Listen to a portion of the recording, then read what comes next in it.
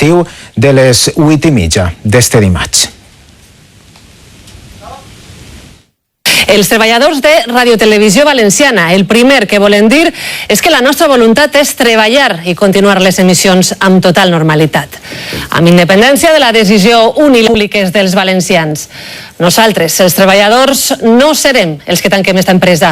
Volem mostrar el nostre rebuig a la decisió unilateral del govern valencià de tancar la ràdio i televisió públiques dels valencians. Un mitjà que, recordem, durant 24 anys de servici ha treballat en la vertebració del nostre territori i en la difusió de la nostra història, la nostra cultura i la nostra llengua. Ni els valencians ni els treballadors som responsables de la mala gestió política i econòmica que ha fonat este mitjà. Considerem com a única solució als problemes econòmics de l'empresa, problemes que tenen un origen polític i que exigeixen responsabilitats polítiques. Els treballadors de Radiotelevisió Valenciana denunciem que exdirectius d'esta empresa estan implicats en casos de corrupció lligats al cas Gürtel. Exdirectius d'esta casa que estan imputats per casos d'abusos sexuals a treballadores d'esta casa.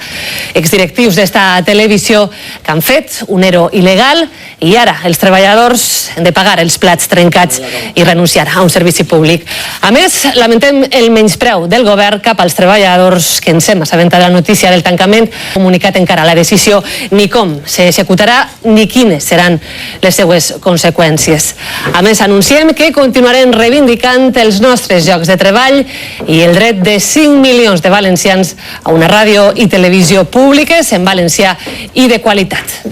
A nosaltres només els lleven la faena, però recorden, a vostès els lleven la seva televisió i la seva ràdio, la televisió i la ràdio de la seva propietat. Les úniques que parlen en valencià i les úniques que parlen de les coses que passen ací. Una decisió i una gestió política que no és le furt. I fins a ti. Gràcies.